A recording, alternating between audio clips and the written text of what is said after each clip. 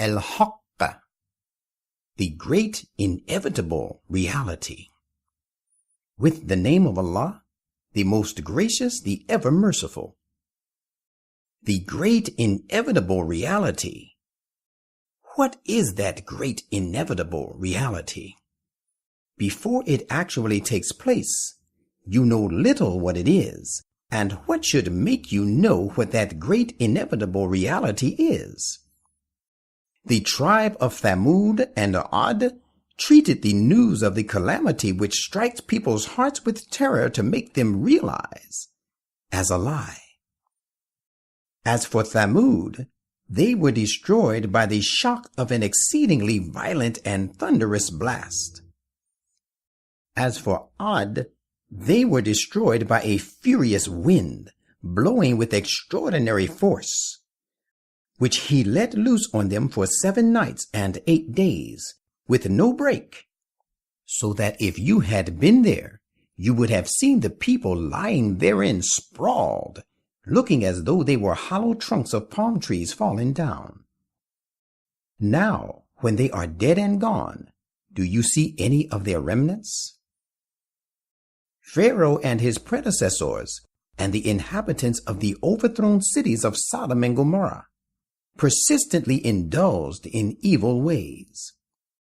They disobeyed in their respective times the messenger of their Lord, so he seized them with an ever-increasing punishment. Similarly, Noah was disobeyed, and no sooner did the water begin to rise high than we carried people like you in the floating ark. We relate these events to you so that we might make them an example for you, and so that the listening ear might listen and bear in mind. When the trumpet is blown with a single blast, and the earth and the mountains are borne away, and then crushed into fine dust with a single crash. Then on that day the great and sure reality shall come to be. And the heaven will cleave asunder, for it will have become frail on that day. And the angels will be standing on all sides of the heaven, and 8 divine powers will on that day be above them, bearing the throne of power of your Lord.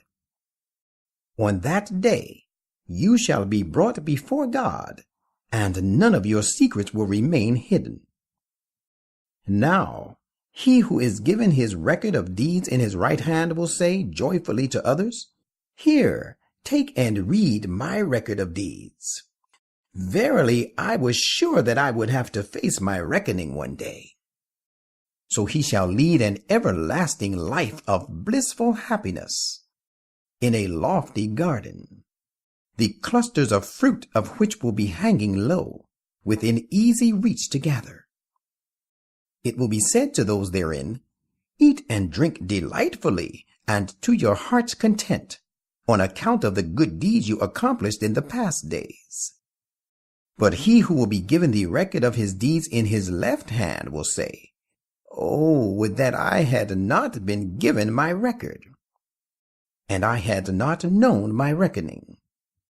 Would that it, the death, had made an end of me. My wealth has been of no avail to me this day.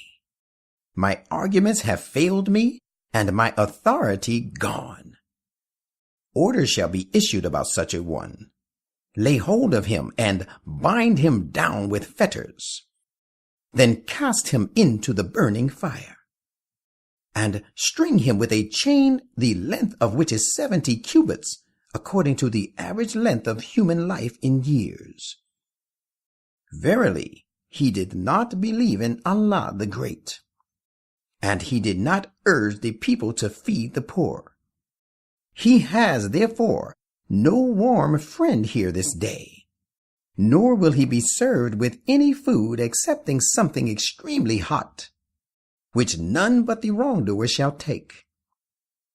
But nay, I call to witness those signs which you see, and that which you do not see, that this Quran is surely the word brought by an honorable messenger. It is not at all the word of a poet, little is the faith you have.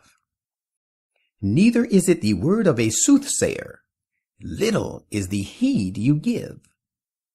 It is a revelation from the Lord of the worlds. Had he, Muhammad, forged and attributed some saying to us, and said, "This is what Allah has revealed to me," we would have certainly seized him strongly by the right hand, and so deprived him of all his power. And then surely we would have cut off his jugular vein. Then none of you could have stopped us from punishing him, and thus stood in our way of dealing justly. Behold, this Quran is a means to rise to eminence for those who are dutiful and guard against evil. We know indeed that there are some among you who reject it. Verily, this will be a source of regret for the disbelievers.